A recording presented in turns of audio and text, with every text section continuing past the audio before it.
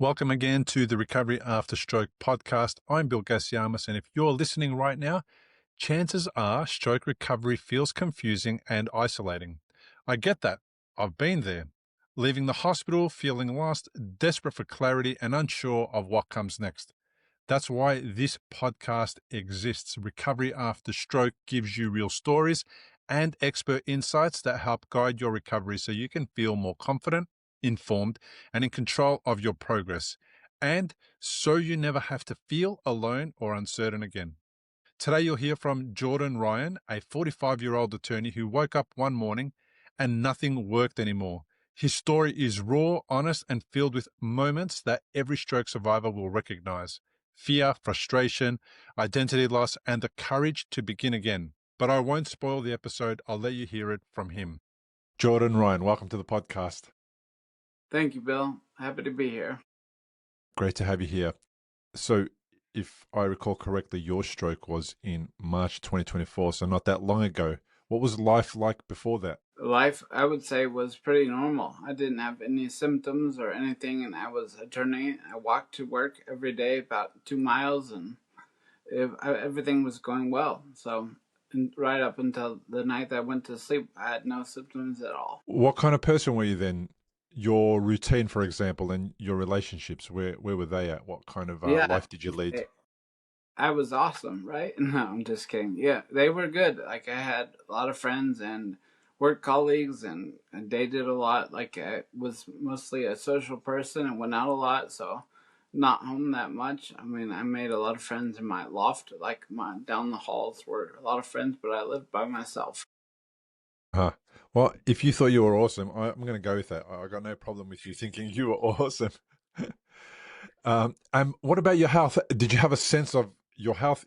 You know, we often talk about how we felt and what we were like and how energetic we were. Did you have a sense of where your health was at now in hindsight? No, I did not. Actually, I had a deviated septum from somebody hitting me in the face a while back from me trying to stop a fight. And so it took 3 surgeries to finally get it correct. Like, they had to take a piece of my rib and some of my ear to straighten out my nose. But anyways, I say all that because it had made me gain a lot of weight and I guess have sleep apnea. I didn't know that, but the girl that I was dating at the time told me. So anyways, I got it fixed. And I had just seen a person to help me lose weight, a doctor and everybody, and so I thought my health was good. And I had probably maybe a year and a half ago, I got into a jet ski, just knocked unconscious when I hit the water. So they did a CAT scan, and I didn't know, but I thought that when they did that, I was, fine. I was healthy. I didn't know it would take an MRI to know that stuff. So Uh-huh. I felt totally fine until the event. So after the nose surgery, things started to improve with regards to your weight and your sleeping.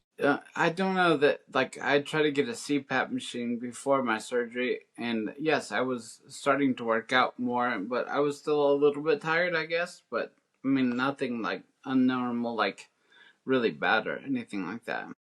Yeah, I do hear that sleep apnea is kind of that strange kind of a thing that people don't realize they have until somebody diagnoses it and says to them, "This is why you feel so drained, so tired all the time," and then they get it resolved in one way or another, and things improve, especially with sometimes with a CPAP machine. So, um, but then you were fit and active, and you were pretty well. So, take us back to that moment of that first stroke. What was it Yep. like? What happened? So when I had CPAP, like to get a diagnosis or whatever, they sent something in the mail, and you just put it on your finger. It was not as comprehensive as an actual sleep study. And they said, well, that will be fine anyway. So I got the machine. It was very hard for me to sleep with. So it would keep me up. It did the exact opposite of what it is supposed to do. So, anyways, that night I went to bed. I had a big day the next day, work call, international call. And I was going to be the only one on the call, only attorney on the call. And so I woke up. I could not sleep, which was kind of normal with the CPAP machine. So I watched a movie and then went to sleep maybe an hour before it was time to wake up. and I went to bed, and my alarm went off, and I got up, and I felt like really strange. I saw double, basically, like I felt like I'd been drinking all night or something.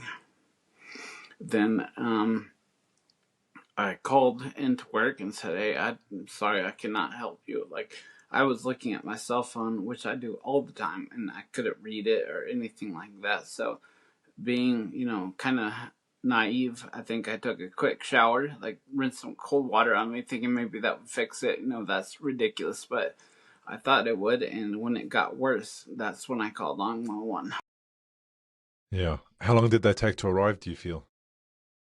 I felt like forever, but I think it was pretty short. I lived in the city, so the ambulance was right down the street. So I think like maybe 15 minutes or something like that. Were you able to let them in?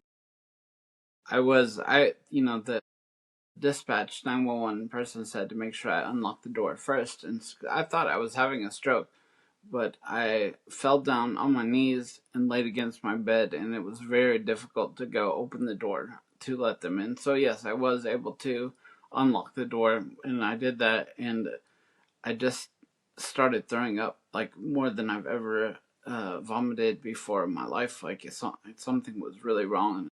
My leg went out. I didn't know that it like couldn't move at all. I just fell backwards and was continued throwing up. So then they came, and I was still able to stand and talk, and other than throwing up in double vision, I felt fine. So they told me that I was probably too young to have a stroke, and that maybe it was just vertigo. So I was thinking that, okay, well, I'll just go to the hospital and, get checked out, and I'll come home early. But it seemed to get worse as things were going. I pulled myself up onto the gurney the EMTs had, and I remember thinking, like, I've got to go to the hospital now. And they were like being nice and getting my stuff and my phone and whatever else. And if I threw up, they were getting the trash can. And I remember thinking I didn't care if all of my stuff was stolen. I need to go to the hospital now. Yeah. So we definitely got up there.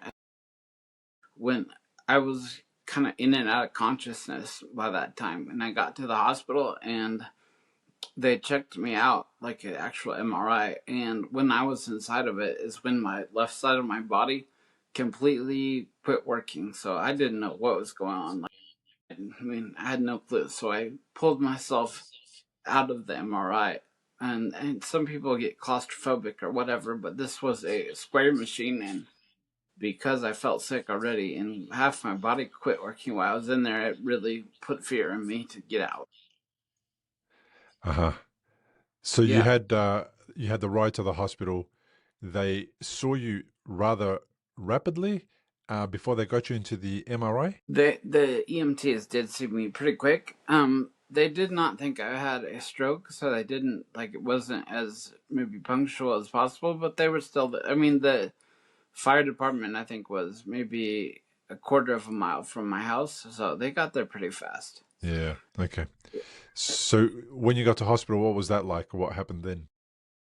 Yeah, by the time I got to the hospital, I was barely able to be coherent at all. Like someone would say, "Hey, Jordan," and I would bring me to for a second, like, "What is your phone number?" And I could answer, but then I would be out again. So when they were taking me to the MRI, they kind of wheeled me, and this was the first time that I was frightened for my life. I think that one of the nurses was like, I can't believe they're going to waste the time to do an MRI on this person. He's going to die anyway. There are people that need that machine. So, Wow. They didn't say that, did they? well, I was like, couldn't talk, couldn't move. So I don't know if they said it for real, but I think so. I believe that's what they said. Yeah. And then I was like, this is not how I die. I've done so much crazy stuff. It can't be just because I was going to work early in the morning. So yeah, I was Wow. scared. So you have a sense that that's what they said while while you were on the bed being moved to the MRI.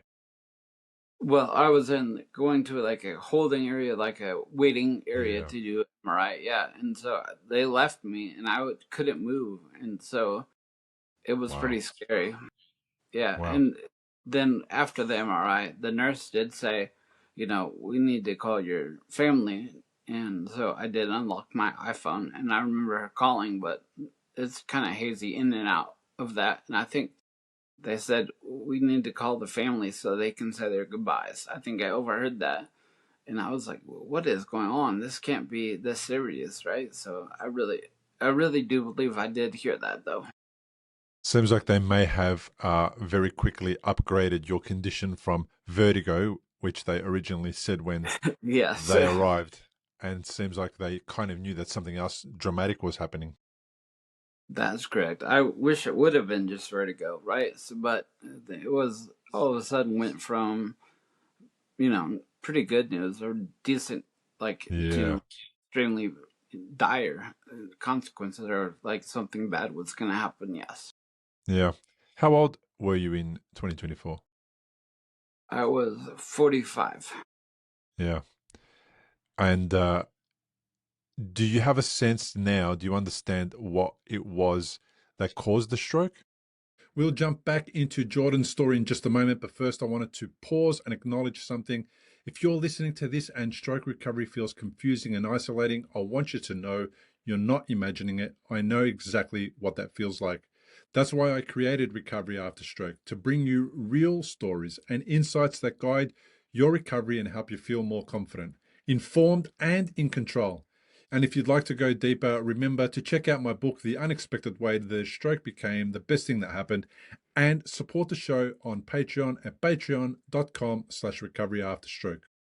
Yes, I do. I have a aneurysm in the brainstem. I can't. It affected the pontine area and the cerebellar. Like I cannot remember the nerves. Unfortunately, I'm sorry, or the veins that it's in, but Yep. it is really big, and the blood being kind of mixed around. I mean, like, because my vein is so wide, the clots can form. Just Yeah. yeah, exactly.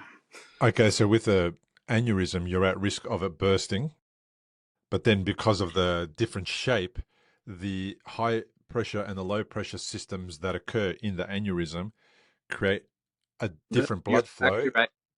and it That's exactly causes the right. blood to turn into a clot and then perhaps get stuck there. And then when it gets big enough, it can break off or move, and then it causes the clot. Yeah, I don't know if it breaks off and or just makes a clot and gets stuck in there, but same concept, I think, right? And so Yeah. exactly right. Yeah. Okay. So then you know that now. After they did the MRI, what happened then? Did you have to go through some kind of a procedure to sort out the clot and to remove the blockage and to fix the aneurysm? What was the situation? Yeah, unfortunately, they cannot fix the aneurysm. They are just throwing as much medicine as they can, like all the tools that they have at their disposal at this time. But after they found out I had a clot, they just kind of like, let's see what happens now. So that is when I went kind of again unconscious in probably about 3 weeks. I do not remember very much at all. Okay. Was that because you were in an induced coma to help you with the healing? I don't think it was induced. I think it was just my body went into a coma. I mean, at the time, I thought probably I was just very tired because I'd only slept an hour. But I mean, 3 weeks is a long nap. So Yeah. I remember a lot of my friends coming to visit me in the hospital, but I was like, I felt like just tired, but I didn't feel bad, like I was gonna die or something. But so it was Okay. very strange because I felt very coherent, like it was just a different day, but my body like wouldn't move. Like I could tell my left hand to move and it would not. So, but other than that, like I felt normal, so to speak. Yeah. So like I could In still hear. those in Go. those Sorry. 3 weeks, did you have a sense that you had a stroke? Did that actually sort of say you've had a stroke? Did you understand that for the first time? Well, yeah, I understood that I had a stroke, but I just didn't understand what that meant. Like, for example, to sit up, which I've been doing my whole life, I was not able to do that anymore. So during that 3 weeks, they would had a hoist system to move me to a couch, so I wouldn't get bed sores. I think, just precaution. But that was like a really scary. Like I did not like that at all. It was, which would normally be super easy, Yes, they said I had a stroke, but I had no idea how bad it was. Yeah. Family and friends, you had people rally around you. Do people have to fly? Excuse me. Did people have to fly in or come from out of town, or were they all nearby? How did you kind of Uh, receive that Kind support of from both. people? I think that my sister put something on Facebook, on my Facebook, and so I had people close by, and I did have people fly from a couple different areas because at that time I think I was in ICU, so that might be the last chance I had to talk to me. So they did come and say goodbye.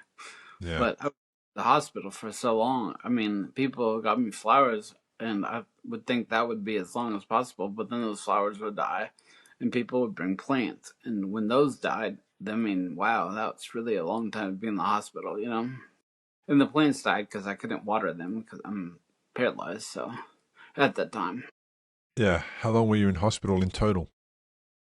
the first stroke, I got out May 17th, but that's out of the inside rehab, the what do you call it, inpatient Yep. rehabs.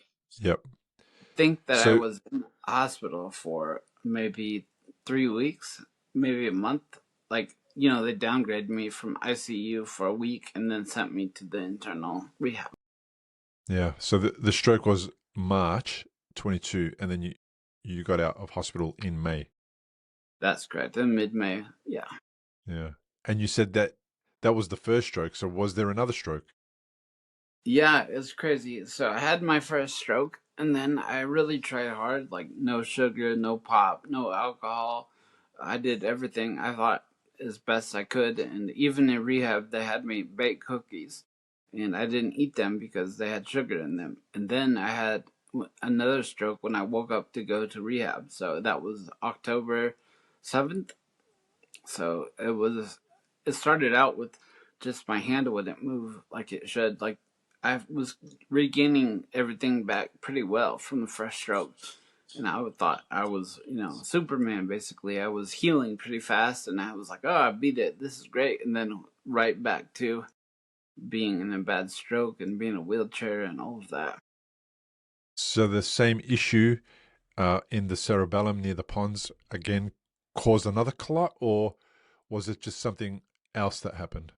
No, you're right. It was the same thing, basically affected the same areas of my brain. So they say that your brain with spasticity can do like a detour. So now I have a detour of a detour, basically. So my brain had just rewired and was working pretty decently, and then that area got damaged as well. Okay. And were you on blood thinners or something to help thin the blood to kind of minimize the risk of another blood clot, or? Yes, I was on the Eliquist, so I thought that that would be enough, but it was not. So now I am also on aspirin, but it's just a small pill every day. I think that, like I said, they don't really have a whole lot they can do, so they're just telling me to take this medicine and hope for the best. And maybe it will happen again, and maybe it won't, but they can't operate on it because the risks are outweigh the reward. Like there is a good chance of death. Yeah, understood. Uh, how long did you spend in hospital for the second incident? I was out uh, towards the end of November. I think like either the second or third week in November. Okay. And then when you left hospital that time, you left with the deficits, which had kind of eased up, or you didn't really have before after the first one. Is that right? Yes, that's right. I was wheeled out in a wheelchair and had no use of my leg or my arm, and my face was not really healed from the first stroke, but a little bit, and I still had that too. I could not talk, I couldn't eat, I couldn't drink. Like, I mean, I could, I guess, but not how you Yeah. normally do. Yeah. So like Yeah. holding glass to my face would come all over down my face and stuff, and so this area right here always felt wet. Like it felt like I was in a pool, even though I wasn't. So I couldn't tell if I had food all over me or what have you. That I would have to rely on people to tell me. Yeah. And I could chewing a salad was really really hard. That was kind of as I advanced. That was something I could do. In my first stroke, I could not, a steady is a, I don't know if you know what that is for using the restroom. It's like a basically a dolly they put you on, and I had a really hard time even trying to use that. I went through a lot of swallow tests. I could not swallow my own saliva, so that was very difficult for me. They brushed my teeth, and I felt like I was gonna die. I could not breathe. Like probably for that went on for like 5 minutes. Like I mean, I could breathe sorta, but it was very difficult. They were I got brushing your teeth for you, and it triggered some kind of a reaction, or like the yeah, the saliva that you have in your mouth. That is, I mean, was enough for me to drown in. Basically, I guess. Yeah, okay, I and see. they So it had. wasn't the actual toothbrushing; it was the saliva that was being generated that you couldn't I think so. I manage. didn't know for sure what it was, right? Like, but I'm pretty sure it was saliva. It was something I couldn't manage. That's for sure. And it just tasted like toothpaste, probably because I just got done brushing my teeth. Yeah, But they did give me a peg tube so I could get food and nutrition and water in me. However, the way that they installed it the first time was uh, caused uh, ulcers in my, I think, in my colon. So I had to go back to the ICU. yeah. Such Yeah, a dramatic time, right? A lot of stuff going wrong. yeah. What's going through your head at the time? Because you went, like we said, like it was a year earlier, everything was going fine, everything was all okay, and now you're dealing with all this stuff. How do you, what are you saying to yourself? How do you feel about what's happening to you? I wish that I could give you like a really good answer, but to be honest, it was more like, why is this happening to me? I can't believe this is happening. I'm too young. Like, I take decent care of myself. I cannot believe this. I mean, when I was in the hospital, I was watching like my 600 pound life, and like, I'm just saying that I thought, at least that healthy, but uh at that time, I was really devastated by what was going on. Yeah, Yeah. you would be. It makes complete sense, right? How do you go from being quote unquote normal, everything's just going along as it always has, and now all these hurdles that come your way that are really challenging to overcome, and you probably don't have the skill set to deal with them in such a dramatic short amount of time. Yeah, I think that's right. And I think probably if it would have just been on me, maybe I could have, but I was like, I'm going to be such a huge burden to my family, and my way of life is going to be so bad. Like, I was just like, how is this happening? I don't smoke, and like, I don't do heavy drugs or any of that stuff. So, what is going on? And then they said, well, you must drink a lot of energy drinks. And I was like, no, I don't drink any energy drinks. So, they're like, we don't know what's going on then. So, Just I mean, that random. was medical staff. So, for me, I really didn't know what was going on. Yeah. And Yeah. in hindsight, it was just random. It's just one of those things with the aneurysm. And how can you possibly, de- ha- how can you possibly deal with it when you don't know that it's happening to you? Similar to me, like I had a brain hemorrhage 3 times because of a blood vessel that I was born with. Like y- y- I wasn't having the best lifestyle, but I also wasn't causing it. I wasn't able to solve it. Everything was kind of handed over to other people. It was nothing, it was not up to me. And I had to just kind of go through it Yeah. and navigate it. Very similar. I was, couldn't be in charge or control anything, Mm, basically. Like, even really simple things. I mean, I had a diaper on. I couldn't even go to the restroom by myself. So yeah. it was just very hard. It was a lot of stuff all at once, right? Like, Yeah. it wasn't just like I had a cold or something. It was very difficult. Mm, And at first, when I was there, I couldn't talk. So people would come and visit me.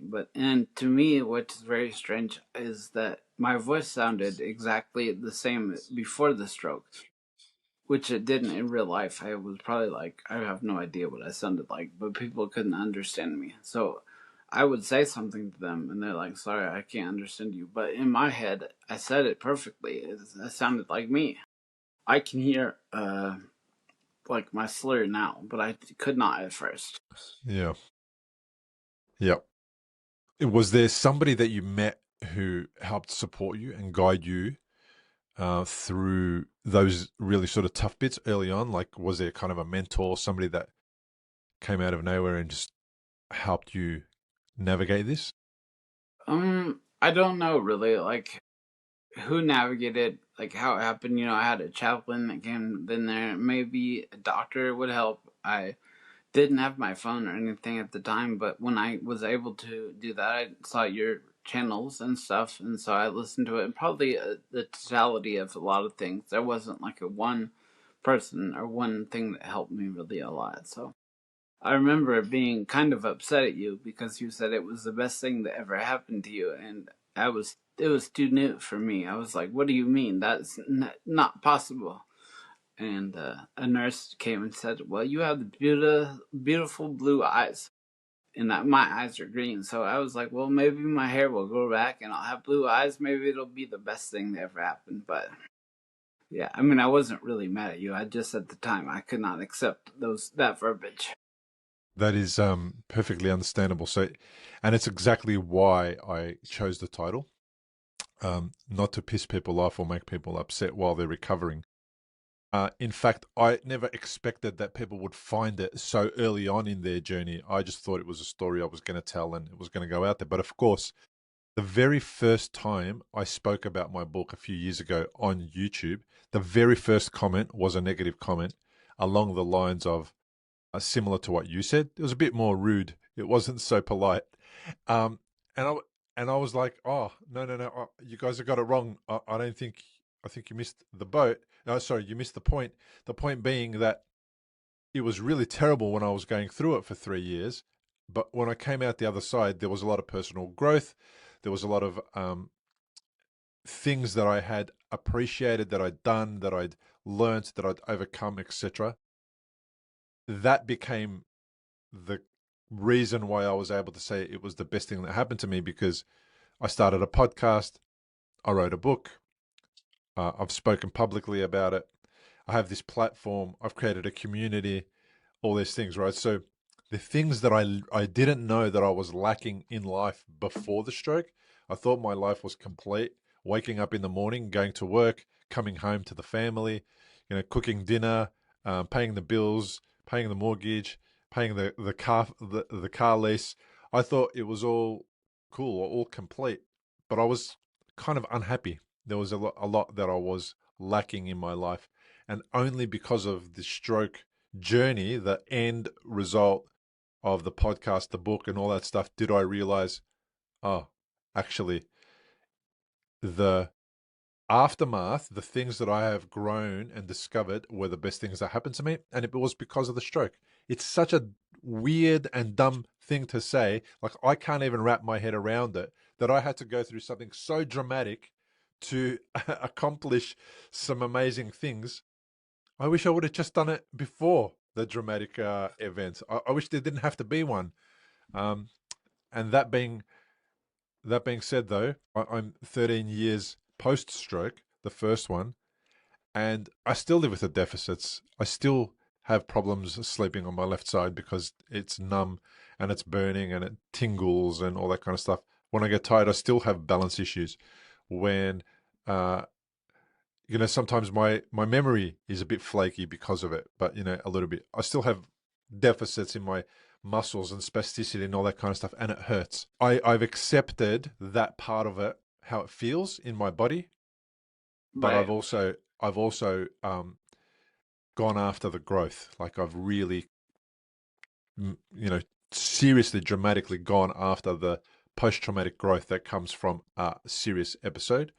And And what you I did hope, a good job explaining that in other episodes. It was just yeah, my first one that I had heard, and I yeah, was still like too bitter to hear that. Right, and now I yeah, kind of makes sense. Like yeah, there are a lot of things that I didn't appreciate as much as I should have.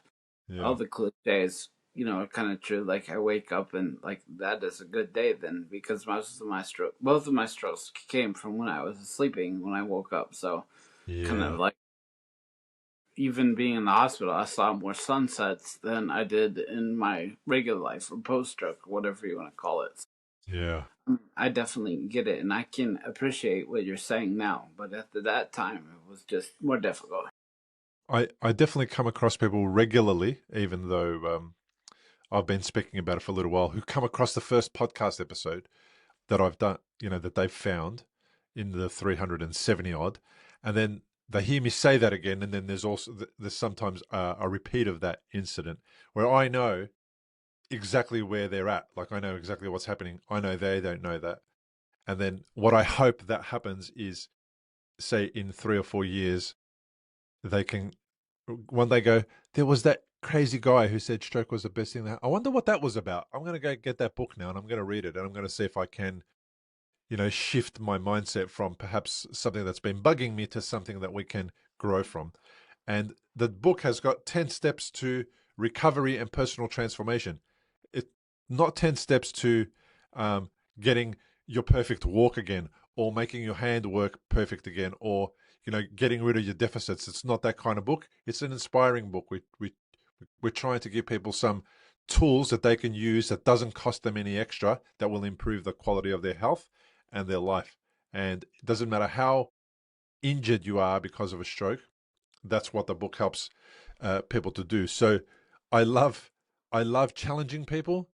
I'm not, of course, I'm not intending to make people think that I promote stroke as something that they must experience. As I'm we're better not there. than you because I had a stroke.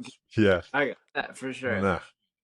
I wanted to buy your book, and I think it's on Audible now, but I cannot read because of my vision is messed up. So, It's not on Audible. I am going oh, to it's remedy not. that at some stage. I'm going to remedy that, and I'm going to get people the ability to listen to it because, Well, I will be your yeah, first customer, hopefully. yeah, So I hear you, I just man. cannot read because my eyes are like not crossed, but I have double vision, so Yeah. they are off. I cannot read. So, but yeah, anyway. Uh after your 3 weeks in ICU the first time, I think you began inpatient rehab. What were those days like? Going through that first few motions of trying to get yourself up and about. Yeah, it was very emotional, right? Like, because you want right away, I thought just to get back to where I was. And I mean, I read some other things and I had friends of friends send me stuff, and that chapter of my life is over. I mean, it was a good one, but it's time to rewrite another one, right? Like, I have to move forward. So the whole journey was really difficult. Probably took me longer than most people, but I was very lucky in the fact that I had a friend that had told me like, "Hey, you have done hard things before. You were, in Muay Thai. You were an attorney. You can do it again." And in my mind, I was like, "You're not a brain doctor. What are you talking about? Leave me alone." So even though this person was being really nice, internally, that's what I was thinking. Then I saw something like, um, it was, I think it was a PT, a physical therapist, who said, think that you're gonna heal yourself in 3 hours a week or a day or whatever. That's not it. Then I had another friend who told me that his sister had a stroke and she wished she would have done more during recovery. So I eventually got to the point thinking like, well, all these doctors are saying it depends, which is a fair answer, right? And I tell clients that and they hate it. But I thought that's better than absolute no. They're not saying, and so that made it to me like, well, maybe I won't get better, but it's not going to be from me not trying. I Yeah. think I heard another one of the people on your episodes um, saying like they were always very positive, and I was like, that's not me. I'm not 100% going to be better. That just wasn't my attitude during it. I mean, it's good. I wish I would have been, but unfortunately, I wasn't. But it kind of over time, it's gotten better. But at first, it was very difficult for me. Yeah, it's completely understandable. Um, you had, did you have some small wins in rehab that kind of made you shift a little bit slowly and kind of realize you're making ground, or things are, you're overcoming things? Yes, I did. I was very lucky in the fact that, I mean, I would just notice my therapist's face, like when my affected arm started to work, or I did something. They didn't say like, "Oh, that's unbelievable," but it was kind of like I was making progress faster than a lot of people. And I'm not saying I'm better. I was very lucky, and I would never Yeah. compare myself to other people. But they were like, "Wow, that's really amazing that you're able to do that." So it felt good being able, like, even just to move my finger, like in my defected hand for the first time was huge. And then I was able to use my thumb to, I feel human again. I mean, to be honest with you, I could, when I couldn't talk and I couldn't move and everything, it just felt weird, like it wasn't me. Yeah, absolutely. So were there some setbacks during that time as well? There were some setbacks. So I watched one of your episodes, and a gentleman told me, like, had said he had the fatigue set in later on in his journey. And so one of the things I was like, well, I'm so lucky that I don't have that, because I go to the gym pretty often.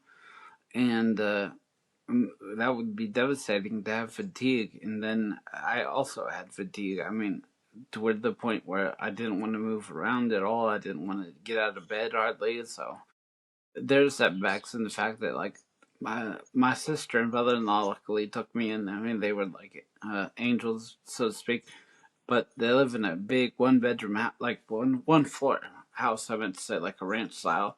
And just going to the bathroom was a setback because it would take forever to walk down the hall or whatever. I mean, it was, my gait was, a walking style was pretty hilarious if you saw me. It And then looked and like, then fatigue doing that walk also then tires you out?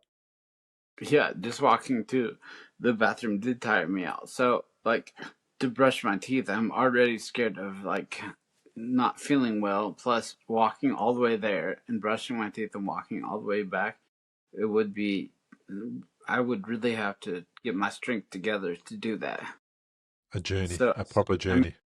I had to do it because, I didn't want to wet myself or soil myself, but it was very difficult. I mean, Yeah. looking back, it's like, wow, that stuff it's so easy now. But at that time, it was not easy. It was very difficult. Yeah. I remember being in a similar situation, and I don't have that far to go to the toilet from my couch where the lounge room is and the TV is. But I remember going to the toilet and then getting back to the couch and then being completely wiped out. And that's Yeah, it. that's I it. was done for hours, just sitting there resting and then hoping to get enough energy to get back up off the couch and be okay. That was very early on. That was probably maybe about 4 or 5 months after the second bleed. It was still very dramatic, and I couldn't really appreciate uh, how I took for granted that trip before that. Like it was just, it Yeah, never you crosses your would just mind. get up. You wouldn't even think about it, right? Like, getting out of a car to walk to the house was very difficult for me. Or when I came back, I would just fall on my bed because I was worn out. But before that, like before my stroke, I would not ever think about that kind of stuff. Yeah, yeah. How would I you? was in a wheelchair at first, but I walked around the house with a walker, and like 2 laps inside the house would wear me out. That's maybe one, like 1/100th of a mile. It's not much, or not even close to a kilometer, and it would wipe me out completely. Yeah. You find yourself thinking about the steps that you're taking.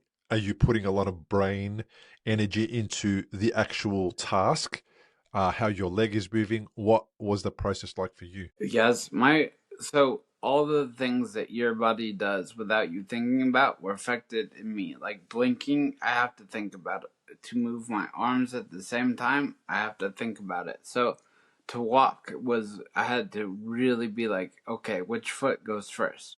Left foot. Okay, now what foot goes next? Right. It sounds ridiculous, but that's really what I was like. My mind was, I had to think every time. Like learning to walk, I was like, what hand goes in front? Like with what foot? Like it was, I mean, very, very basic, like to the beginning, right? Like before elementary school. Like it Yeah. was just, so everything I did was taxing mentally because I just had to think about stuff that you don't normally think about, right? Like, okay, I should breathe. It wasn't quite as bad as that, but that pretty close. Wow, man. So in the notes that we shared between us, you mentioned something about the first time you were taken out of hospital to go and eat, I think. Tell me a little bit about that story. What happened then? Sure. So I noticed, to start a little bit further back, I lost my hearing. It wasn't when I first had my stroke, but when I was in rehab. They were actually changing my diaper, and so I would lay on each side, and I noticed when I laid on the side, I could not hear them. They were telling me to roll over or something, and so I'd lost the hearing completely. Then, when I got out of the hospital, all my friends and family and whatever got together and took me out to eat, and the noises were so loud that my senses were too heightened. It was confusing to me, and this is I had a lifetime of going out to eat with friends and going to drinking or whatever, and this was just a lunch, and I could barely handle it. It was Yeah. like almost too much for me. Like the car ride from maybe a 3 hour car ride, I had to close my eyes because I would feel sick if they were open. So it was. I realized just how different my life is going to be, right? Yeah. Did that make you want to avoid those types of events? Yes, I have to push myself to do that kind of stuff because I don't know. I think it's easy to become depressed, right? Like it is easy to just be like, I will just sit here on the couch watch TV. I don't really watch TV, but and even that's hard with my eyes doubled. But I mean, like I push myself to hang out with friends or go to eat or something, but it's very difficult. I would rather just stay home. If you just ask Yes. me, like, I mean, I'm always excited to go out with people. That's not what I mean, but it just is easier to stay home. Yeah. I understand that. Easier to stay home. It's a trap as well, isn't it? It's a Yeah, if I stay home, I don't have to deal with all those difficulties, all those challenges. I don't have to overcome anything. I can just have the easy way out. But then that you pay a price for that as well. That's not. It doesn't work like that. You have to pay the price of. Well, then you don't go out, and then you're alone again, and then you're in your thoughts again. Then you don't interact with people again, and it's not the easy way out. It seems that way, but it's potentially leading you down a path that you don't want to go down. yeah, exactly right. I tell people that because I'm so lazy, I try so hard now because I don't want to have that life like that forever, you know? So I try very hard now so I can be lazy, if that makes That makes complete sense. I love it sense. because it's kind of like you earned your lazy.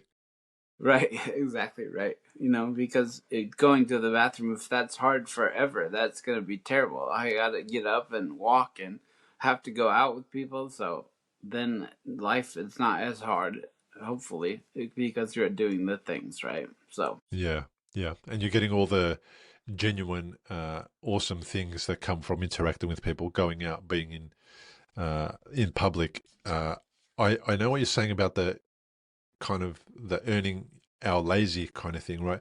Because I would say to myself, Saturday, I'm going to go hard.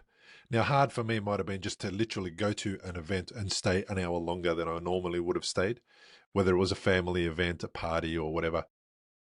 And then I'm going to be really exhausted tomorrow. I know that tomorrow it's I'm going going to to be be really, great. and I've got Yeah. nothing booked in. I'm going to do absolutely nothing for the entire day so that I can go out and go hard tonight, whatever tonight looked like, whatever that was going to be like. And that was where I earned my recovery, my lazy. I'm sitting on the couch and I'm watching TV or I'm reading a book or I'm not doing anything. That's exactly how I kind of used to talk to myself about doing nothing on the following day. That is a good way to put it, to earn your laziness. Like, that is exactly what I did. I did something hard or out of my comfort zone, and then when I was lazy, I felt better about it. If I just wanted to stay home and watch TV, I mean, I would have won the lottery, basically, you know, like that would be my life. But because that is not what I want to do, doing hard things and then being lazy is a good way to look at it. It would make me feel better about myself. Yeah. Plus, being Uh, out people and everything just kind of makes it harder to be depressed. yeah. Yeah. Agreed. 100%. I would encourage people to get out as much as they can. Um, Now, I'm very interested in your thoughts about this. your first swim. I want to know what that was like because I had a first swim as well. I remember my first swim after waking up from surgery, not being able to use my left side and needing to rehabilitate it. What was it like for you to experience that? Yeah, so I've been swimming before I can remember when I was a kid. So like being by a pool was very scary for me because I thought if I fell in, I could not like get out. And I got in a pool with a life jacket to try to walk and doing I don't know what this stroke is called where you move both arms like that, but only one would work at a time. But I've been doing it forever, so it was so strange to be in the pool and not both of my arms work together.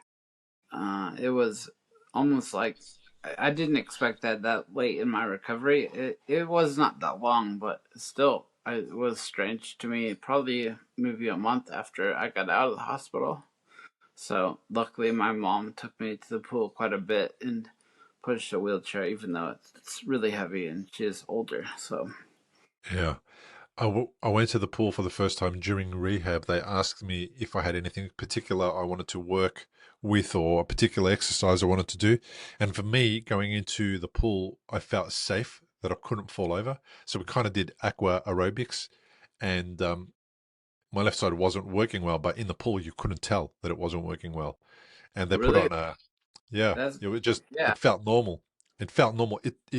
No, it kind of appeared like it was working normally, but it felt strange because the water pressure on my affected side, that was different. Feeling the water pressure on my affected side for the first time was really strange. Um, what was cool about it is they gave me a life vest, so there was no chance of falling over, drowning, dying, or anything like that in the water. And it was really a real relief because my body felt really free for the first time. And then as I got better and we started to get out and about, one particular summer we went to uh, a waterfall here near where I live, and in the pond at the bottom of the waterfall went for a swing. But the difference is, water, fresh water is different from salt water, and I had never swum in fresh water. yeah. There's a big difference. You're right. Wow, you're heavier, you sink quicker. Yeah. And I went for this very short distance swim, and I was completely out of breath and fatigued, like really rapidly, and needed somebody that was with us to help me get out because I hadn't realized how much more taxing it would be to do the swimming motions and do all those things and stay afloat. Um, and it was really scary because it was the first time I learned that I am not as capable as I used to be in the water. Yeah, I think that brings up a good point for me is that people that try to help me tell me like, "Oh, be careful, there's a table there," or something like very obvious, right? But they don't know what I've been through and what I can see, what I can't. I have to be mm, appreciative of them saying that stuff instead of annoyed like I usually am. So Yeah. yeah, I did a triathlon in the ocean and it was so much easier. I was pretty happy. I was the other way around. I'm used to swimming in freshwater and then I swam in saltwater, and that was all post stroke. But I can know what you mean. There's a huge difference. Plus, in You've the done, ocean, I had suit on, so. yeah, you've done a triathlon post stroke. No, I'm so sorry. I meant before stroke. Ah, okay. Yeah, Yeah. I did one back when I was healthier, but it is hard for me to even raise my arm. I Yeah. can kind of do it now, but I just did water aerobics actually today, and I mean I am the youngest person there probably by seems like 30 years, but and the worst one there. Like you can definitely tell I had a stroke. Yeah, yeah, I hear Yeah, you. What's cool is that now there's competitions where people can go and compete after they've been, like the Paralympics is a classic example, right? And all the events leading up to the Paralympics where people can go and compete, get physical, even though they have deficits. That wasn't something that was possible decades and decades ago. It's a fairly new thing. I love that even though people are injured and they've had difficult times, perhaps their limbs aren't working correctly, some people still decide, I know, I'm going to be a competitor still. I'm going to be uh, with one arm, with one leg, with whatever my uh, whatever I have left, I'm going to do the most I can and compete as much as I can to be the best in my particular sport. I love that about the things that people can access today about you know participation in sport, even though they're injured. Yeah, for me, it is much different. Like, I used to be a very competitive person, and now it's me against me, right? The me against the stroke or whatever. Like, I don't care that somebody can run really fast. Like, I mean, that's good for them, but Yeah, for me, getting outside and even getting to the event was difficult. Now, to sit in a tricycle or whatever it happens to be is just, it's more like golf or something like that, where it's just you against you. So it is good that they have that kind of stuff, I think. Like, I'm looking at bikes for mountain biking with 3 wheels and stuff, so yeah. I love what you just said. You against you. It's like you against your mindset. I think it's just, I don't want to say me against the world, but everything is so difficult, I guess. Like, everything is a win. So if I get in a car to go to the event, if I get a bike that I can ride, even a tricycle, like, that's a win. If I can finish the event as well, that's a win. Before, it was like, what place did I get? Now that's not important to me. I mean, sure, I guess it is just not as important as it was before, right? So Yeah, your it's, priorities have shifted. yeah, very much so. Like, I think that I have a lot more empathy for people that are disabled. It just clearly opened my eyes. And even though I work in the law, I am used to Disability Act or whatever, and I was just like, oh, these people, now I totally get it. So I understand, like, why they should have these laws in place. So Yeah, here in the States, I mean, yeah. Same with us in Australia. I mean, there's lots of laws to that's a try good. and protect people who have a disability of some kind, an injury, whatever you want to call it, so that there's less discrimination, so that there's more services, so there's more access. Uh, it's one of the best conversations that people have because they kind of say, okay, well, we know that this particular service that is going to be provided for all the population, and 93% of the population, for example, it's not a real number, will be able to access it beautifully. What about the other 7% who are not going to be able to access it? We need to think about them. We need to think about how they're going to go about um, traveling on this service or accessing this service or getting in and out of this particular office or building. And all that stuff is taken into consideration in the design and planning phase now. So you can move around Melbourne, my hometown, in a electric wheelchair or a regular push wheelchair, and you will not have to worry about getting on a train, getting on the public transport, a bus, the tram, um, going down a curb. All the curbs are angled down, so there's beautiful, nice smooth path towards the road, and then up again. Yeah, that sounds very nice. I think I was just ignorant to people's needs, I guess, and now I learned firsthand how important they are, right? So Yeah, I was just like, man, that's a lot of money to do that, but it makes sense. If someone says, well, we have 99 bathrooms, but you can't use any of them, it doesn't do me much good, right? So yeah. What's the it is point? nice to have this kind of, yeah, right. You are now. The thing about stroke is that unfortunately life doesn't get put on hold for us to recover from it and then let us get back into life as if we were okay. And I remember going through the third bleed, and then a couple of weeks later, literally 2 weeks later, I think, maybe about a week later, my mother in law passed away. And then we had to have her funeral before my brain surgery. And my Oh, man. wife had to deal with all of that, right? You lost one of your friends soon after you got out of, I think, was it rehab? What? It was the day I got out of, like, inside the hospital rehab, inpatient rehab. Like, he was a good friend, and he also had, I think, a something to do with, he had a tumor on his spine or something that was removed, but it left him slightly paralyzed. Like, he was he had both arms, and I remember being in the hospital, being jealous of him because such a little thing like, wow, this guy can go to the bathroom by himself. I wish I could do that, right? But unfortunately, yeah, he died by suicide the day that I got out. It was devastating and very hard. I mean, that was somebody I planned on spending a lot of time with because he lived in the same city that my sister, who took me in, that I was going to hang out with. I mean, not just about me. It was just sad that that happened, obviously. Yeah, of course, man. That's pretty sad. And also then your dog passed away.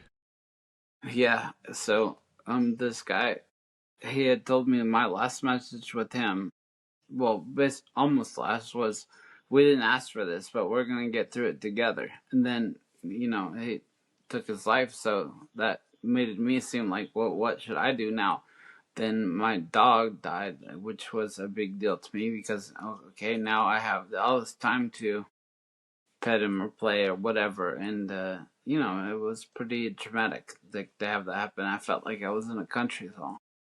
How did you get past it? I don't know. I think that you kind of learn to just roll with the punches, as I say, because there's so much in life that I can't control. That I mean, stuff happens, right? You just have to do your best. And I try to tell people like it's very easy to be in the darkness or the negativity, but it is my job to open up the light, open the window, or whatever. Not literally the window, but to see all the good things that are happening around me. So, I mean, there are so many amazing things. So, I have to open that up and not stay in the darkness too long, right? Like, Yeah. I can't stop from happening personally, like, just part of my life, but I can get out of it. Like, luckily, I have those tools, so to speak. Like, I can be like, okay, this is happening, this is amazing, or my family is healthy, or whatever it happens to be, or just people being really nice,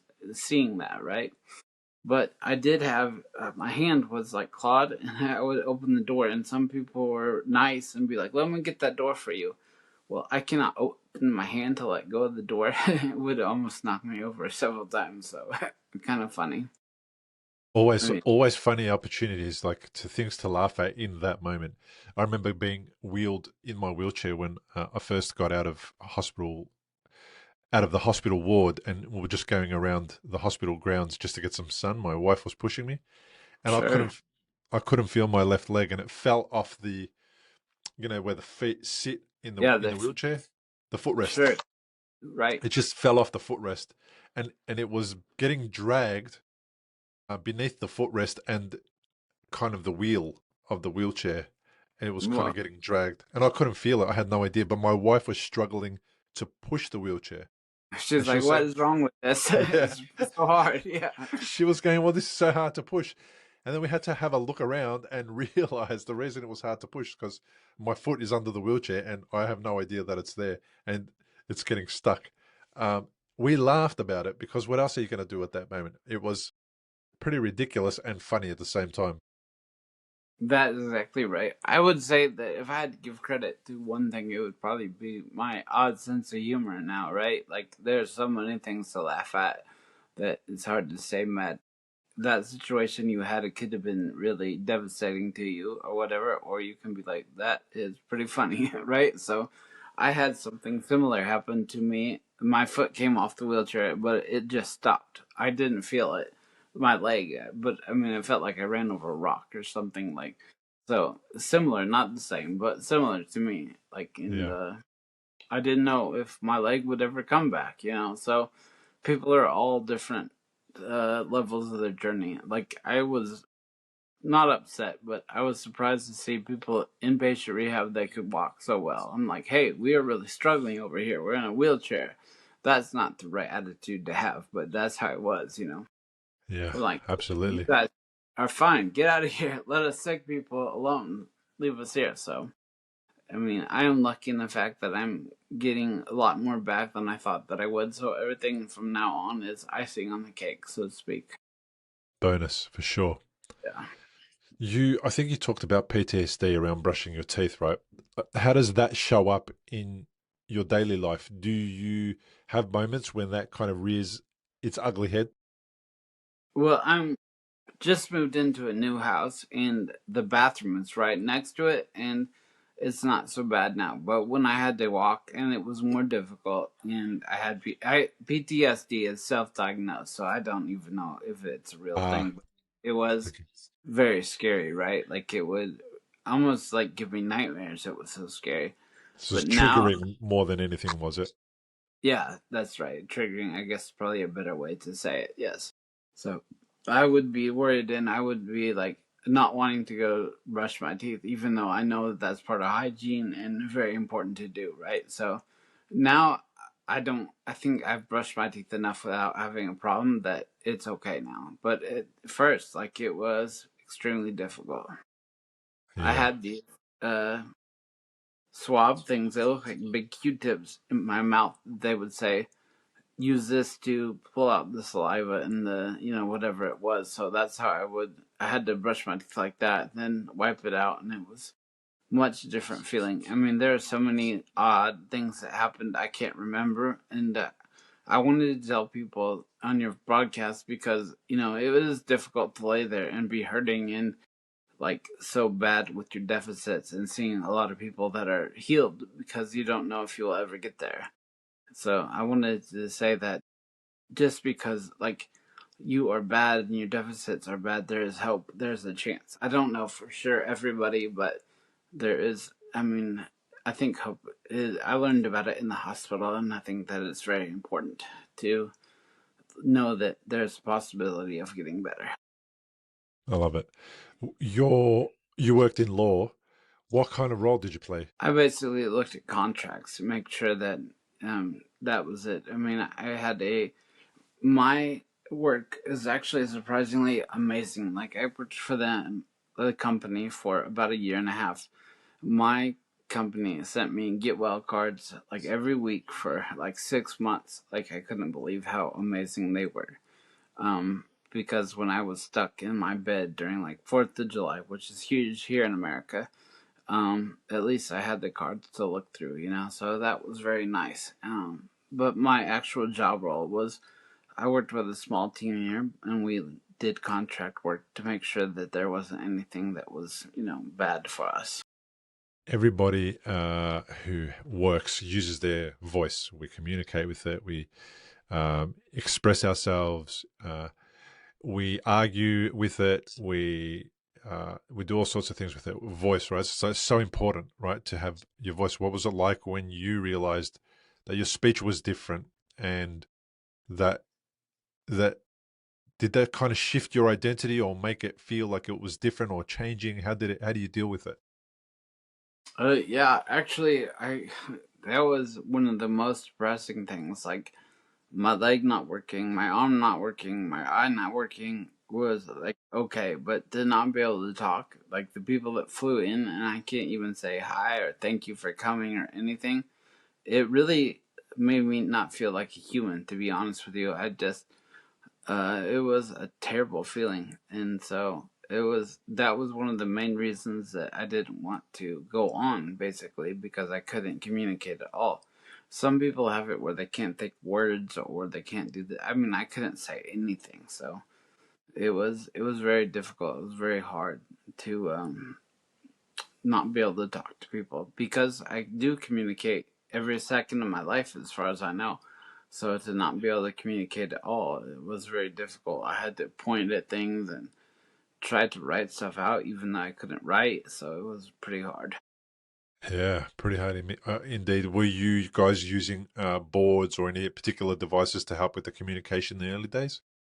In the early days, I had a board, but because my right hand was also affected with my cerebellar, I think this said like 25 to 50%. I couldn't write with either hand. So it was chicken scratch that you could barely read, or anybody could barely read. So, as much energy as it was, like it didn't really make sense to do. Yeah. And they had something on my face. The vital stem is what it's called, to help be able to swallow. And luckily, I think that helped my. It's hard to say what heals you because there's so many things that play a part in it. But I was able to, somebody could understand some words that I said at least. So that was a very positive start. Yeah.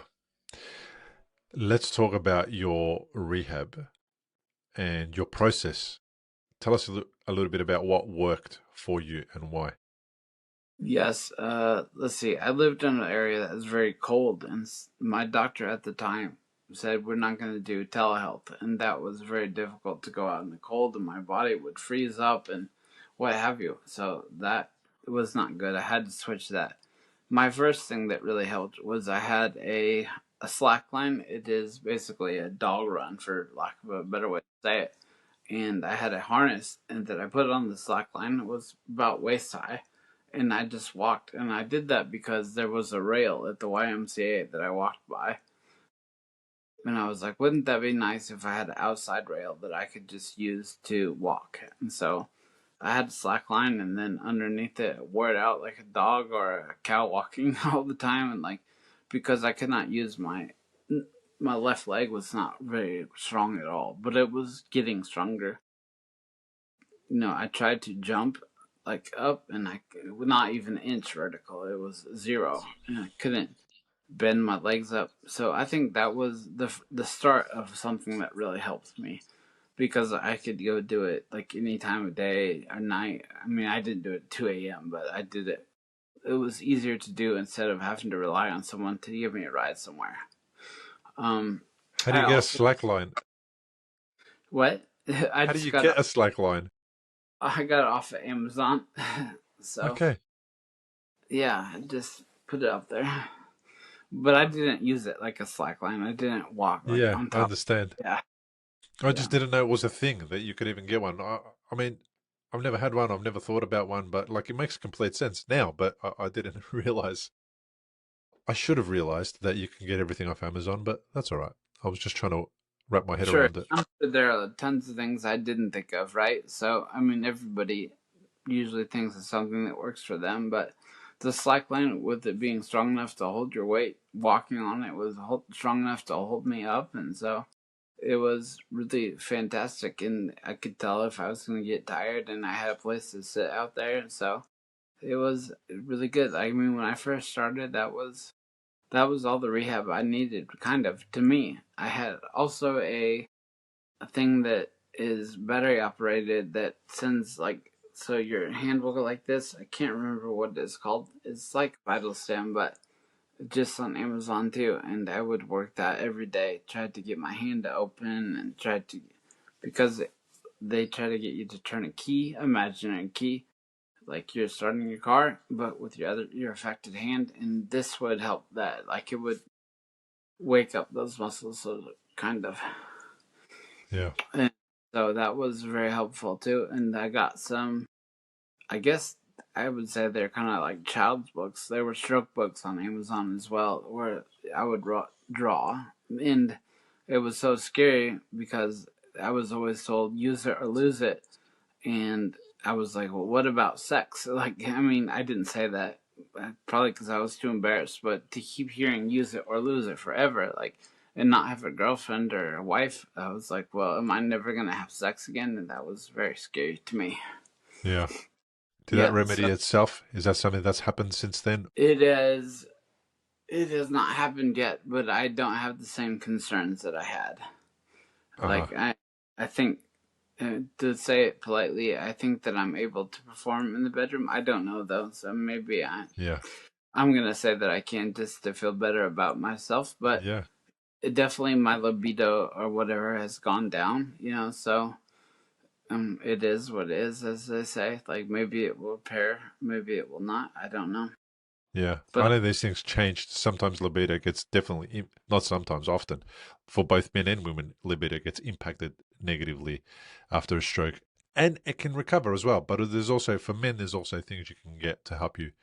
It may be that you need to have your testosterone looked at. It may be that you need to have a Viagra if necessary. There's ways that you can get around it. the testosterone is hard for me. They say with my aneurysm that I should not take testosterone, even though it Uh-huh. is now. But Uh-huh. But you're right. All the other things, the Viagra or what have you, like, yes, you can do that. It was somewhat scary to me because a neurologist, a brain doctor, had told me that stroke should not affect your sexual like ability at all. And I was like, well, maybe I've been in the hospital so long, that's the problem then. So I just didn't. I mean, as you know, you just don't know. So Yep. Yep. hopefully, yeah, I will be able to talk to the doctor about that. I think after being in the hospital the first time, my modesty is kind of out the window. Like, I had to do so many things in front of nurses that asking difficult questions is not as difficult as it once was. Yeah. I imagine having had your diaper changed by a nurse at the age of 40 something is probably one of those moments that kind of says, well, Yeah, you're that's right. That's I've done yes, that. If I've done you're that, exactly everything else is a piece of piss, so to speak, after that, as we say. right. Yes, exactly correct. I, I hear you. So after being discharged, right, what was it like to navigate your life again on a daily basis? How did that feel? What was it like to go through regular, well, quote unquote, regular life again? It was very difficult for me. I was lucky that I don't have a wife, or maybe unlucky in children. So, sometimes I would just stay in bed, or I would just listen to a book on or I guess MP3 Audible or something like that. And everything, it was extremely difficult for me. Like I said, I would try to get the first one, I tried to take my walker. It's so scary because when you're in the hospital, everything is with somebody. Like, you can't get up out of your chair, you can't go do anything.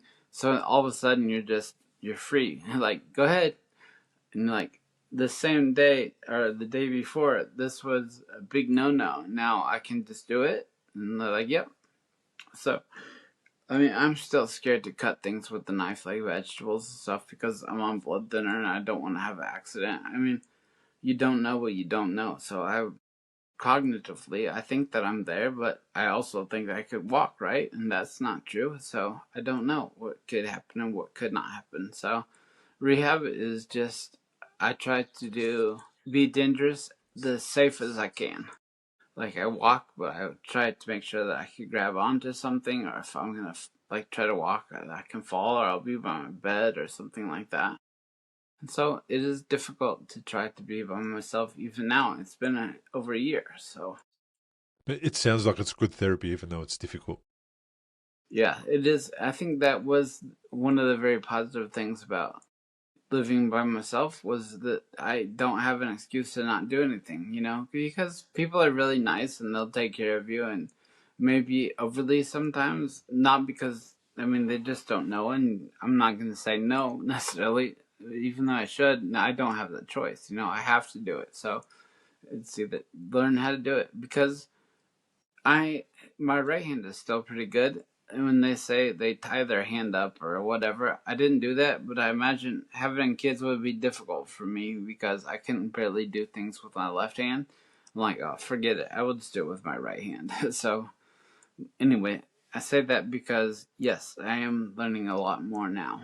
Even though it has been over a year, it is scary to read facts, I think, that are outdated, that say, your height and spasticity is a year. Then after that, probably not as much. Things aren't going to happen as fast. I have not found that to be true, but who knows? Some of those old sayings are, I think, outdated as well.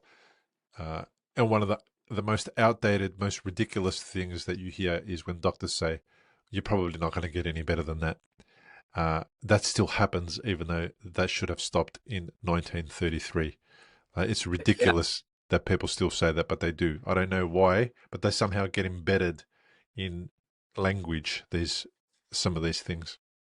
I was told that just, I think, this month actually, because they have a device that they can put in your neck and it messes with your vagus nerve, I think. Yeah, Vivastim. With hand, yeah. And the doctor said, well, you're not going to get any better than you are anyway, so don't worry about it.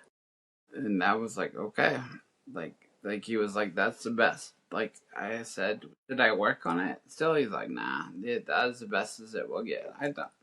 I mean, I kind of take that verbiage, luckily, and use it for proving him wrong, right? Like, I think it would be easy to be down again, and instead, I'm just like, well, I'm gonna show you that you don't know what you're talking about, even though this person has way more education than me, and kind of on a pillar or a platter, or like higher up, or whatever you want to say. I'm just like, Yeah, well, I hear what you have to say to me. But I think that if I did have cognitive issues, I would really have a hard time going through the medical system, and especially what doctors say. It is, I mean, it is scary. I've had more doctors than I can imagine, but different cities and different areas, and they say different things. So, I took that to my advantage of I got to choose my own destiny instead of a doctor saying, well, that's the best you will get ever. It's like, tell me well, about it. yeah, Yeah, I love it, man. That's the best way to go about it. I mean, uh, I, I I've spoken about it so many times on this on these podcasts. People saying, hearing dumb stuff from doctors, and then it's like, I don't know. I don't know why it still happens. We shouldn't. It shouldn't be happening. I'd love to get a doctor when they say it, pull them aside and go, "That's the dumbest thing you could ever possibly say to a human being." Never say right? that. Never say that ever again. I kind of did that when I had thyroid surgery. I had half of my thyroid removed just before my after my stroke, my brain surgery, about a year and a half later. And the surgeon came in after we'd done all the tests, and she was trying to encourage me to have the surgery. And she said, "Oh, we've got the results from your tests. They're inconclusive." So she goes, "But that doesn't mean it's not cancer. So it could be cancer and it could not be cancer." And then she closed the door and walked out of the room. And I was Yeah, you decide. Yeah, and I was in the room with one of her uh, uh, I think you guys might call them attending, just a very fresh new doctor that's learning. And she looked the young doctor looked at me with horror, shock horror. And I looked at her and I said, "No, don't ever do that to a patient ever. Don't worry." I said, "It's not your fault, but that's disgusting what she just did. That's terrible." So then I waited for our meeting, which was going to be about 10 or 15 minutes later. And when we went in the meeting, my the surgeon came to me and said, "Oh, hi, how are you? How's things?" And I said, "Look, I'm okay, but I need to talk to you about what you said to me earlier." She goes, "Oh, what did I say?" I said, "You said you dropped the C word, then you closed the door and you walked out." I yeah, said, that's a pretty big word. I think even bigger than the other C word. That is pretty bad. I said, "You can't do that. You can't do that to a human being." Now, I'm not the kind of guy that would get offended or upset about that because I know it's not cancer, even though you don't want to rule it out. But that's not how you have a conversation with a human being. Let's do me a favor. Let's rewind and go back to the beginning and let's talk from scratch. I'll come in the door, you introduce yourself again, and we'll start off like that. And we did that. We That's played a great. little, we did a Let's little just role play. restart. Yeah. She was devastated at the same time, but I think that was a little lesson that made her think about maybe be careful with what you say in front of patients who could be vulnerable um, in your care. They're in your care, so they're vulnerable. They're coming to you for support, not for trauma. Yeah, I think I need you to go to my appointments with me and tell the doctor some of these things because you're right. Some of them do say stuff that is. I don't know if they don't know that it's outlandish or they just do it so often they don't realize it. But when you are a patient and you hear something like that, it's a big deal. They say it like it's nothing. But yes, of course, it is a possibility. But, come on. But I have all these surgeries they can do for me, such as a cochlear ear implant, where I can hear out of this year because it's so difficult. But I can't not come off the blood thinners. There's only a 5% chance that I could have another stroke, well, or so they say. But man, the strokes are hard. I remember walking around the YMCA. One lap was no, 10 laps was a mile, and I was like, "This is crazy," because I could only do maybe two with my walker. And I heard you saying that you learned to walk twice. I was like, "Oh, I don't think I could ever do that." And I remember thinking, I guess I would do it 100 times if I had to, but boy, I sure wouldn't want to. Yeah, I actually didn't learn to walk twice. I learned to walk once only.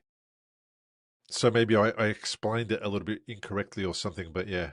I know people that have, though. I definitely have interviewed people that have had to go back again and go again and go again because they kept having multiple episodes. So, But you uh, were my role model, so no, I'm just kidding. I had to do it, 2 other times other than when I was an infant, whatever, a yeah. baby, whatever. But it I, was I, so I don't care if you got it wrong and I was your role model and it didn't happen. It was just imagined. I'm glad that it worked out for you, and that it. I still should say thank you because I yeah, mean, people were like, "I can't believe you're doing so much and you're doing so well after my first stroke." And so when I had my second one, yeah, and it put me right back in a wheelchair, it was so much harder. Like it yeah. was hard to explain how much difficult it was. Like people say, like, "Well, you already know what to expect," even though I didn't because it's the brain. Like, who knows what it is? Like, it was much harder. It's more injury. It's less brain that you've got to work with now every bloody Yeah, time. right. Yeah, So I hear even though you. I got back quick after the first one, the second one was so much harder mentally and physically and all that kind of stuff. Yeah, So, but yeah, you inspired me one way or the other. I'm glad. I don't really care how I did it as long as I did it. Yeah, um, it's out walking was a nice thing to see. Some like you do some of your podcasts. I think anyway. If it was you, maybe I'm confused that you do some out walk. walking outside, I right? I did. Yeah, they're my favorite ones to do, but they're the hardest ones to do as well because uh, they require you to be really in flow and out of your head. So if you're thinking about what you want to talk about, it's really hard to do it. And also, I get really self conscious when people walk past me and I'm talking to a stick and there's Yeah, a camera. It's just a bit weird. I know heaps of people are doing it and they're comfortable with it and it's good content because I know people love watching it, but it's just so hard to do, and especially in winter. Like I don't want to be outside doing that stuff in winter. I don't mind sitting down here and doing it. I will do some more walking ones. I definitely will. But I think I'll prefer to find somewhere that's a little more secluded, where I don't have to worry about people coming uh, into my frame or into my field of view or something like that. It's just so in your hard. bubble. Yeah. Well, I just appreciate it for sure because when I was learning to walk, I could not.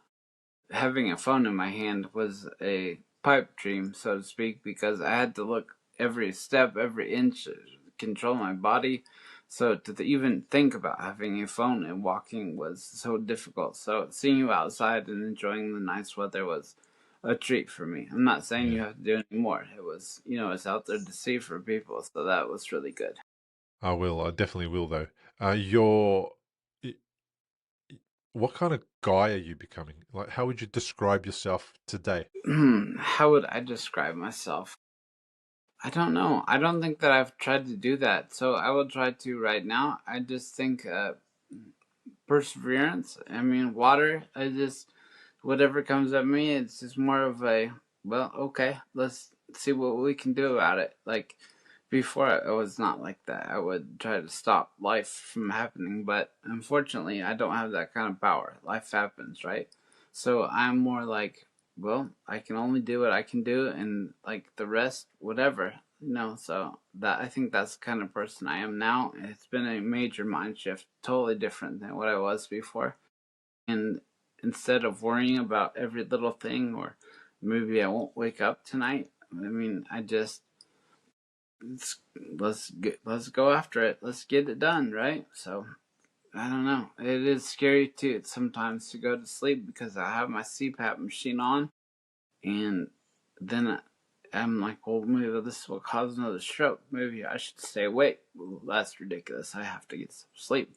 But I'm just now. I think that I just do it. Whatever it happens to be, whether it happens to be walking down the hall or it happens to be.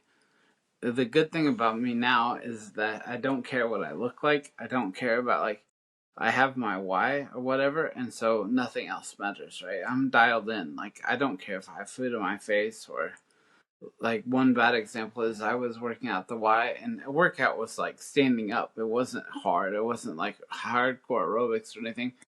And I peed my pants a little bit. Like instead of not working out and not doing anything, going home, I just was like, well, I guess. I mean, it wasn't like all over the equipment or anything, but it was enough that I was just like, okay, I will stay at the gym and get things done. Where before I would never do that. Yeah, I love it. David Goggins, you know David Goggins? Yes, he wrote 2 books now, right? Yes. Yeah, he's a Anyways, I know who he is. crazy mental runner who doesn't stop running under any circumstances. Nothing is going to get in the way. That was very Goggins-esque what you did. I paid my pants. So what? Keep going. Yeah, I mean, he's a little bit crazy as far as I know, but yeah, maybe I am more like him now. I mean, it was like, well, that happened. Let's keep working out. That's what I came here to do. So, and again, people are like, but why are you at the Y for 3 hours? And just standing there was a workout for me. It was not like I went and ran 7 miles an hour or something for that whole time. Just being away and out of the house and trying to do something. So I'm very dedicated to try to get better. Yeah, I, a marathon can look different for everybody, it doesn't have to be 42 kilometers. A marathon can be literally just getting out of bed today and going to the toilet and then doing it quicker tomorrow, or feeling safer tomorrow, or feeling more stable tomorrow. That can be the marathon. It doesn't have to be a feat of endurance that lasts for 42 kilometers. It can just be, I got up, I got out of bed, I succeeded, and tomorrow I'm going to be better at it. I love that. And even if you are worse at it, like the desire to get better at it the next day, like it's just a totally different mindset. I can't, I wish I could put it in a book or be good like you and do podcasts, but it is completely different. Like if I did worse, it is still like, okay, well, tomorrow I'll do better. It's okay. It's not a big deal. Yeah, yeah. If you could distill your recovery into one lesson or gift, what would it be? Boy, that's pretty difficult. I would say that, uh, boy, I don't know. Maybe love is my religion, or I think just being alive is enough sometimes, right? Like, okay, I am not who I used to be. I could either be sad about it forever, I could be like, hey, I'm alive still, and I get to see my nieces grow up, or I get to see amazing things. I can still, and I about lost my vision the second, well, both times, but the second time, and I was kind of pretty upset because one thing of me all the way through my body was messed up, and I was like, well, if only my both my legs were good, that would be great, right? Or both my arms were good, I could at least do the wheelchair pose like pretty good. Or I wish both of my eyes worked, I could read while I have all this time off. But none of the I was thinking, how selfish is that? I mean, I have one thing that works, so I need to get it together, right, and live the best life that I can. I think that is probably the what I would say. One sentence is, live the best life that you can. Whatever you're into. If it's doing nothing, then fine. But if it's just be happy, be content with what you have. That's beautiful, mate. And on that note, thank you so much for joining me on the podcast. I really appreciate you sharing your story. I really appreciate what you're doing. Like not just to boost your ego. I mean, it really helped me a lot. So, and hearing other people's stories and getting through. So, thank you so much for your time and have a good Halloween. Well, thanks again for listening to Jordan's story, his journey through 2 strokes, double vision, fear, setbacks, and the fight to stand again is a reminder that recovery isn't linear, but progress is always possible. If stroke recovery feels confusing, isolating, I completely understand. I've lived that part too. That's why Recovery After Stroke exists, to give you real stories and insights that guide your recovery so that you can feel more confident, informed, and in control of your progress. If you'd like to go deeper, remember to check out my book, The Unexpected Way That a Stroke Became the Best Thing That Happened.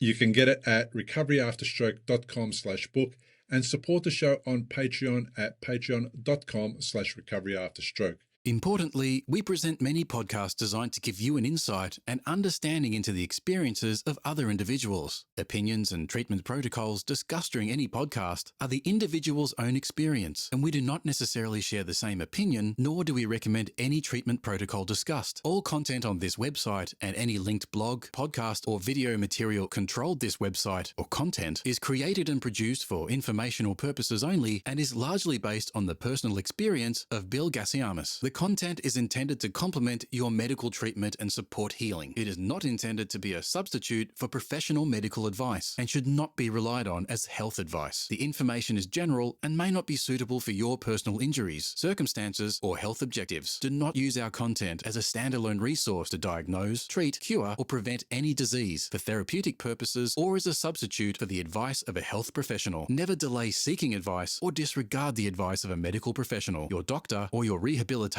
program based on our content. If you have any questions or concerns about your health or medical condition, please seek guidance from a doctor or other medical professional. If you are experiencing a health emergency or think you might be, call 000 if in Australia, or your local emergency number immediately for emergency assistance, or go to the nearest hospital emergency department. Medical information changes constantly. While we aim to provide current, quality information in our content, we do not provide any guarantees and assume no legal liability or responsibility for the accuracy, currency, or completeness of the content. If you choose to rely on any information within our content, you do so solely at your own risk. We are careful with links we provide. However, third-party links from our website are followed at your own risk, and we are not responsible for any information you find there.